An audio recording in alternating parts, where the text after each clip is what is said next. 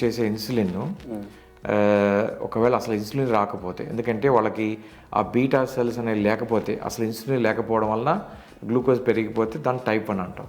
Okay. కానీ type 2 ఏంటంటే వాళ్ళకి అంతా బాగానే ఉంది, కానీ మన లైఫ్ స్టైల్ వలన మనకి ఇక్కడ టమ్మి పెరిగి ఈ సెంట్రల్ లెవర్ ఒబిసిటీ వచ్చినప్పుడు అప్పుడు మనకి ఇది పనిచేయడం ఆపేస్తుంది ఇన్సులిన్. కొంచెం బాడీ కూడా ఇన్సులిన్ ఎఫెక్ట్ రెసిస్టెన్స్ వచ్చేసి పనిచేయడం మానేస్తుంది.